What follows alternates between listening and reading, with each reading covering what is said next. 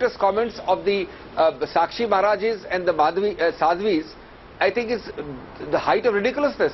A leader of the opposition is speaking on the floor of parliament, denouncing the BJP, that their actions will cause Raktpaat, and that is being compared to such incidents. Number one. Number two, yes. The point being made is that the people who incited this or killed the Kalburgis or otherwise incited violence, they belong either directly to the BJP or to their so-called Parivar We organization. still don't know. We still don't know. No, that's an unfair statement. This is absolutely objectionable. That's the point. Sambit, you don't need to enter. I'll enter the debate. How do you know that? Mr. There is no evidence yet of that. You are a parliamentarian. How do you know that Kalburgi's murderers were directly belonging to Bharatiya Janata Party? If you know that, if you know who the murderers were, why the murderers are still at large? Why they have not been arrested by a court? I did not say that. Please don't distort what I'm saying. You said that. I said that people who share this philosophy of the extreme right wing, that philosophy is what animates these murders, these provocations. Please review the tape and see for yourself what you have said. I am not going to allow either of the Prime Minister or of the BJP top echelons. I'm going to not allow this to become a tutu meme. I want 20 seconds. It's a way of thinking about India. Okay. An exclusivist way of thinking. Shogato Bose, like you said, like you in the parliament, Yes, I have 20 seconds, Shogato Bose, and literally that much. Tell me, therefore, you've heard that there is a bitterness that exists. There is acrimony, and that is sometimes inevitable. But we need to move on as a country, as a people. Therefore, if Netaji was there, quoting Netaji, give me 20 seconds, what would Netaji tell the political class of this country today? 20 seconds.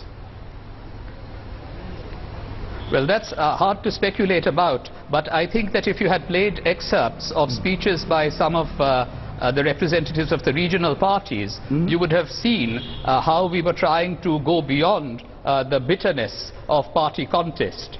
Now, I would still say, however, that the Prime Minister has to do more, because the followers, supporters, some members of his government have been spreading the poison of religious hatred. So what we need from him is unequivocal condemnation of such statements when they come, and also some exemplary action. He has certain people in his own union government who really are unfit to be there, and that's why I think that I said that he should follow akhlaq, that's the ethics of good governance has to be upheld. Okay, let's leave it. Somebody want 10 seconds? Come on, 10 seconds, quickly. Yes, just 10 seconds.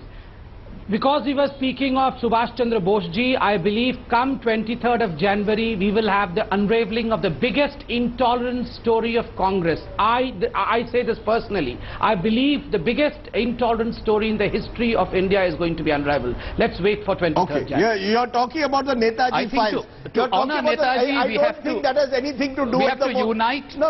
We have to unite. Exactly. Yes. Let's not use the Netaji files now also to score political points. Let's wait till the 23rd of Jan. Let's follow his ideal of religious harmony. Okay, let's follow Netaji's ideals of... That is going to be a huge pumpkin of intolerance. Time out, producers. Let's follow the ideals of Netaji when it comes to religious harmony. That's what we want to see. We want to move away from this intolerance debate. Parliament has now discussed it. Maybe television studios have discussed it enough.